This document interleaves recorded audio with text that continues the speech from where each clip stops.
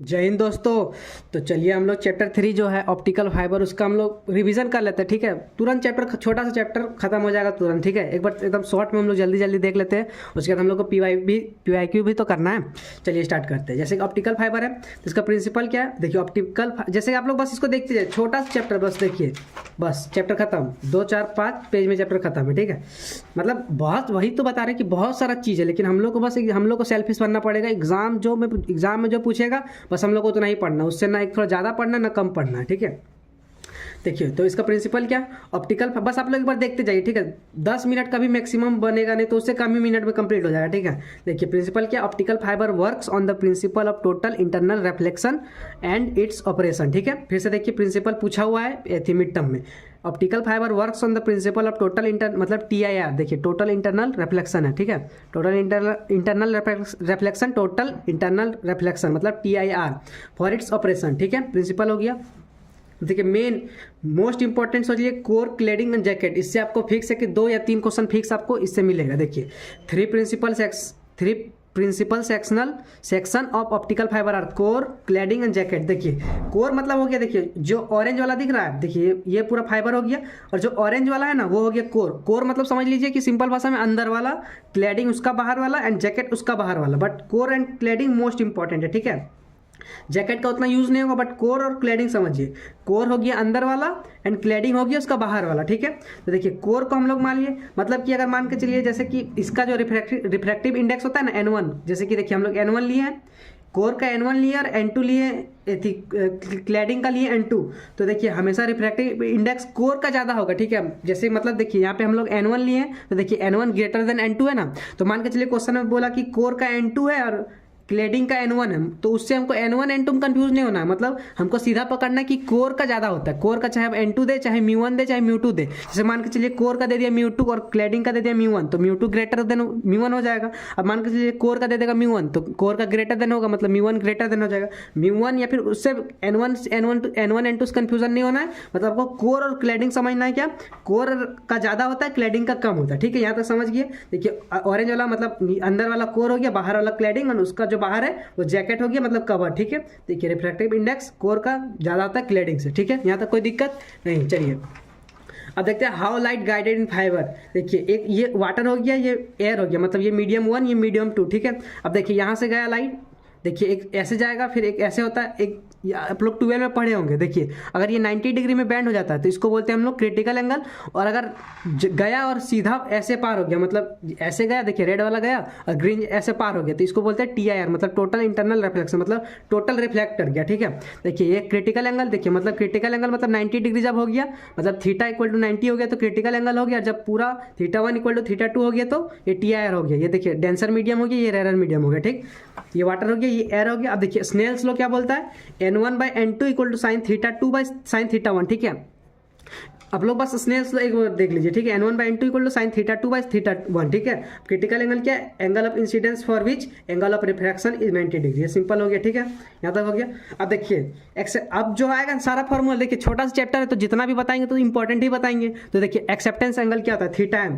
अब सारा ये सब फॉर्मूला आप लोग को बस अच्छे से लिख लेना। ठीक है, एक बार एक्सेप्टेंस एंगल क्या होता है, θm। यहाँ पे मान के चलिए कुछ भी दे दे, AM दे दे, AC दे दे, मतलब कि θm मान थीटा समझ लीजिए, M के जगह ABC कुछ भी रहे, तो θm equal to sine inverse N1 square minus N2 square, मतलब कोर का स्क्वायर माइनस क्लैडिंग का स्क्वायर। देखिए कोर को हम लोग N1 लिए हैं, क्लैडिंग को N2 लिए हैं, तो यहाँ पे साइन थीटा एक्सेप्टेंस एंगल अगर पूछा, आप लोग सिंपल आराम से बना लेंगे, बस कैलकुलेटर का जरूरत पड़ेगा, बाकी आराम से क्वेश्चन बनेगा। ठीक है, बस आप लोग एक बार लेक्चर को देख लीजिए, PYQ आप लोग PYQ वाला वीडियो देख लीजिएगा, बस कैसे क्वेश्चन बना वो एक बार चेक कर लीजिएगा। देखिए एक्सेप्टेंस एंगल θm क्या होता है, θm equal to sine inverse N1 square minus N2 square root में। ठीक है, तो यहाँ पे साइन थीटा, अगर साइन इनवर्स है यहाँ पे, तो अगर इधर ले जाएंगे तो sign θm equal to simple यहाँ पे under root N1 square minus N2 square हो जाएगा।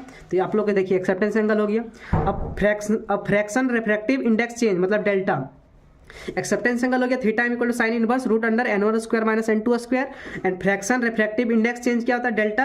देखिए delta equal to N1 minus N2 by N1, मतलब कि core minus cladding by core.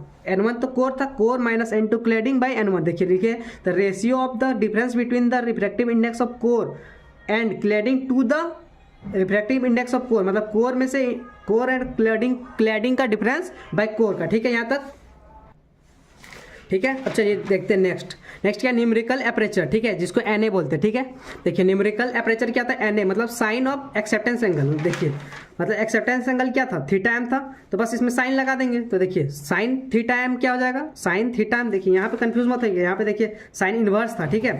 तो यहाँ पे न्यूमेरिकल एपरेचर क्या जाएगा, साइन ऑफ थीटा एम। देखिए sine of acceptance angle, sine of theta M, ठीक। तो न्यूमेरिकल एपरेचर इक्वल टू ये हो जाएगा, देखिए n1 मतलब ये तो इक्वल हो जाएगा। देखिए साइन थीटा एम का वैल्यू ये था, तो Na equal to n1 square minus n2 square. ये हो गया हमारा न्यूमेरिकल एपरेचर Na, ठीक है।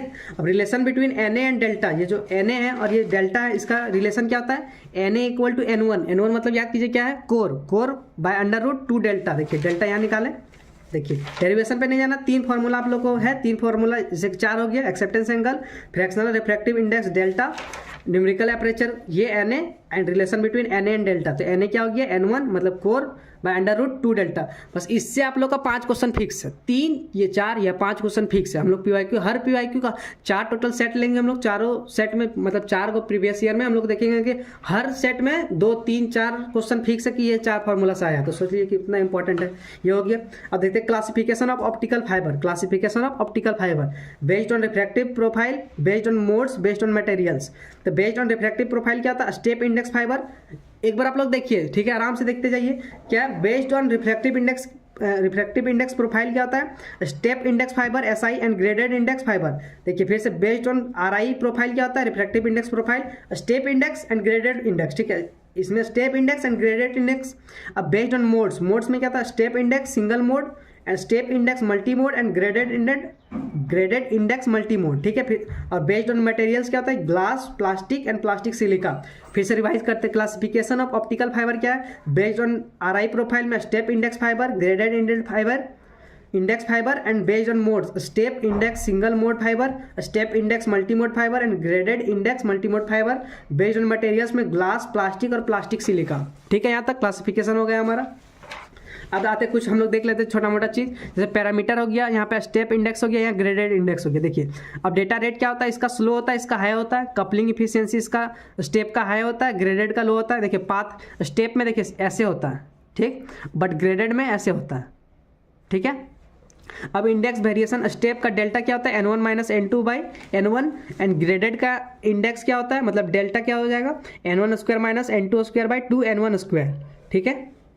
न्यूमेरिकल एपरेचर इसका कांस्टेंट रहता है स्टेप का, एंड ग्रेडेड का चेंज हो सकता है। मटेरियल इसका ग्लास और प्लास्टिक होता है, और इसका बस ग्लास होता है। बैंडविड्थ इसका मतलब 10 से 20 देखिए मेगा हर्ज है, 10 से 20 मेगा हर्ज, और इसका 1 गीगा हर्ज मतलब सोच लीजिए कि मतलब ये 1000 में और ये 100 में, तो सोच लीजिए 10 से 20 मेगा हर्ज मतलब, और ये 1 गीगा हर्ज पर किलोमीटर, ठीक है। बैंडविड्थ मतलब ये सोच लीजिए बहुत छोटा, ये बहुत बड़ा। पल्स स्प्रेडिंग इसका मोर होता है, इसका लेस होता है। लाइट सोर्स इसका LED होता है, इसका LED भी होता है, लेजर भी होता है, ठीक है। ये हो गया हमारा स्टेप इंडेक्स और ग्रेडेड में। देखिए स्टेप और ग्रेडेड हो गया। अब आते हैं इसमें क्या, single mode fibre and multi mode fibre, ठीक है। सिंगल मोड फाइबर क्या, supports only one propagation path because very small core diameter is about 8 micrometre से 10 माइक्रोमीटर, ठीक है।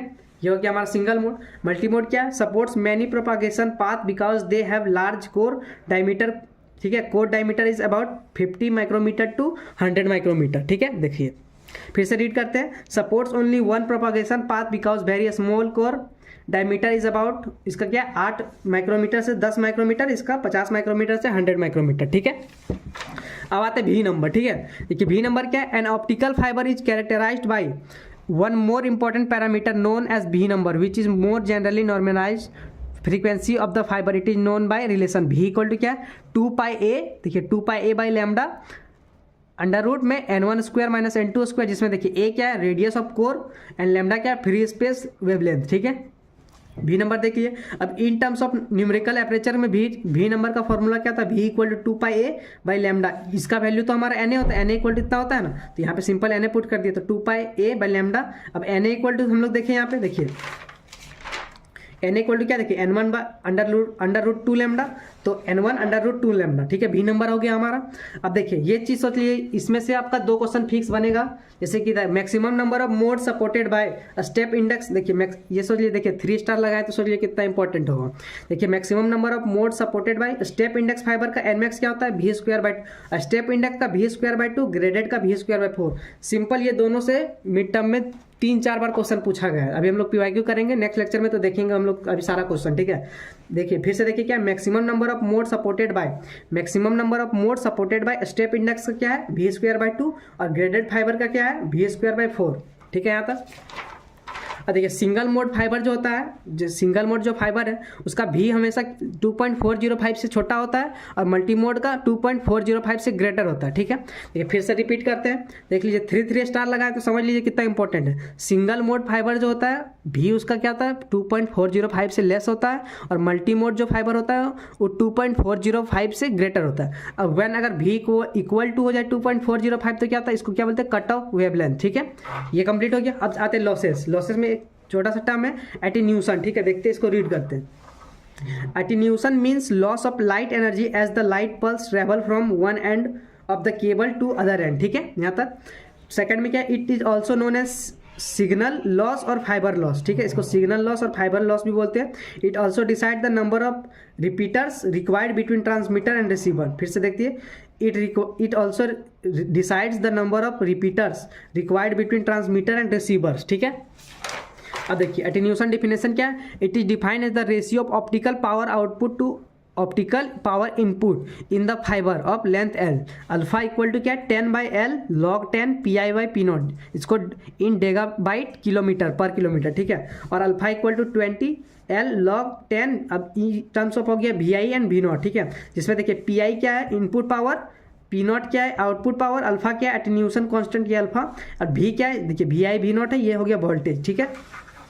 अब आता है टाइप्स ऑफ लॉसेस में, ठीक है। टाइप्स ऑफ लॉसेस में क्या है, पहला absorption loss, bending loss, scattering loss और डिस्पर्सन लॉस, ठीक है। ये हो गया हमारा लॉसेस।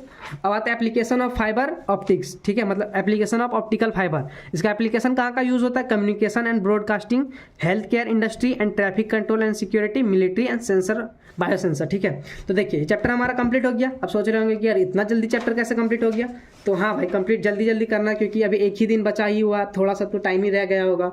तो हम लोग का चैप्टर 1 to 3 तीनों करना है। तो देखिए चैप्टर 1 का पीवाईक्यू अपलोड हो चुका है, ये चैप्टर 3 हो गया, चैप्टर 2 का भी हो जाएगा, ठीक है। तब तक आप लोग एक बार इसको अच्छे से रिवाइज कर लीजिए, सारा फॉर्मूला को एक बार एक अच्छा सा पेपर में लिख लीजिए। अब हम लोग इसका पीवाईक्यू करेंगे, ठीक है। तो पीवाईक्यू बस देखिएगा कि हर सेट में 10 में से आपका 6-7 आराम से क्वेश्चन बन जाएगा, ठीक है। तो थैंक यू, अपना ध्यान रखिए और प्रैक्टिस करते रहिए यार। एक दिन बचाइए, उसके बाद मिड टर्म भी खत्म हो जाएगा, तो मेहनत करते रहिए, ठीक है। बाय, थैंक यू, अपना ध्यान रखिएगा। नेक्स्ट मिलते हैं नेक्स्ट लेक्चर में। पीवाईक्यू वाला वीडियो जरूर देखिएगा, उसमें हम लोग 40 से 46 क्वेश्चन प्रैक्टिस करेंगे चैप्टर 3 का भी, ठीक है। चलिए मिलते हैं नेक्स्ट लेक्चर में।